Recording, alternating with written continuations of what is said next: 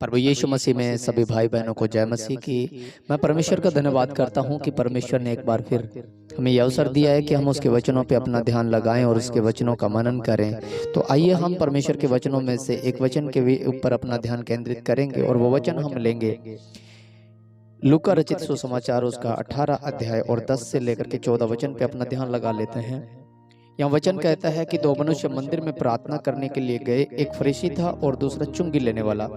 फरीसी खड़ा होकर के अपने मन में यूं प्रार्थना करने लगा, हे परमेश्वर, मैं तेरा धन्यवाद करता हूँ, मैं दूसरे मनुष्य के समान अंधेर करने वाला, अन्यायी और व्यभिचारी नहीं, और न इस चुंगी लेने वाले के समान हूँ। मैं सप्ताह में 2 बार उपवास रखता हूँ, मैं अपनी सब कमाई का 10वां अंश भी देता हूँ। परंतु चुंगी लेने वाले ने दूर खड़े होकर स्वर्ग की ओर आंखें उठाना भी न चाहा, वरन अपनी छाती पीट पीट कर कहा, हे परमेश्वर, मुझ पापी पर दया कर।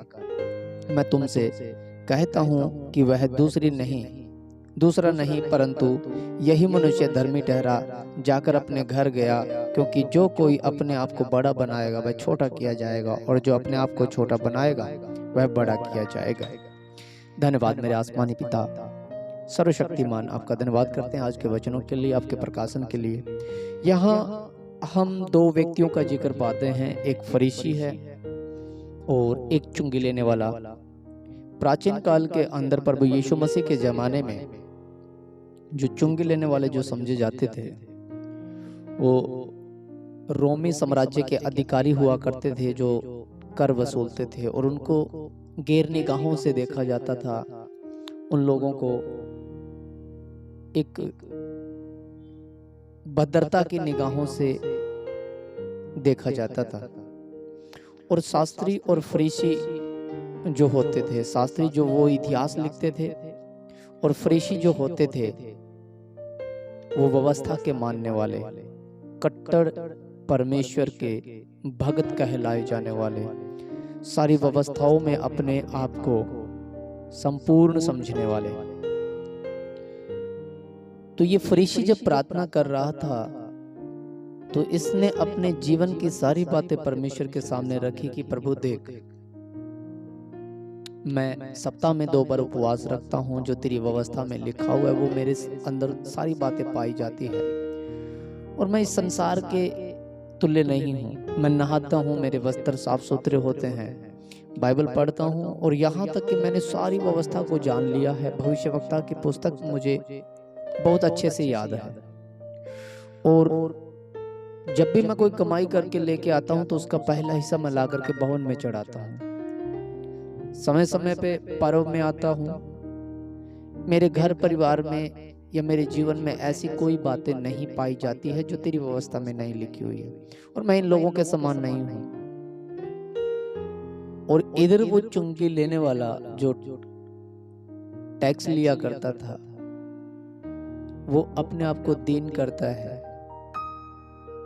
नम्र करता है, अपने पापों को परमेश्वर के सम्मुख लेकर के आता है, और छाती पीट पीट करके वो अपनी दृष्टि स्वर्ग की ओर नहीं कर पा रहा था। वो अपने आप में इतना लज्जित और शर्मिंदा हुआ इंसान था, क्योंकि वो जानता था कि उसने कितने बड़े गुनाह और पाप किए हैं। वो चेतन अवस्था में जब आया तो उसने छाती पीट पीट के परमेश्वर से प्रार्थना की और कहा, मुझ पापी पे दया कर। और प्रभु यीशु मसीह यहाँ पे कह रहे हैं कि जो दया की गई वो उस पे की गई जो चुंगी लेने वाला, जो अपने आप को पश्चाताप कर रहा था, छाती पीट पीट रो रो के परमेश्वर से दुहाई मांग रहा था। मेरे प्यारे भाई बहनों, प्रभु यीशु मसीह में आशीष पाए हुए लोगों, मैं आपको सच बताता हूँ, हमारा ज्ञान, हमारी धार्मिकता, बाइबल के वचनों का ज्ञान रखना, घमंड इस बात का रखना, मैं बहुत दान देता हूँ अपने मसीह जीवन के ऊपर कि मैं मसीह में हूँ, हर संडे चर्च जाता हूँ। यदि आप में पश्चाताप का जीवन नहीं है, दया भाव का जीवन नहीं है, तो हम उसके राज्य में प्रवेश नहीं करने पाएंगे। सच तो ये है, परमेश्वर नम्र लोगों पे, दीन लोगों पे अपनी दृष्टि रखता है।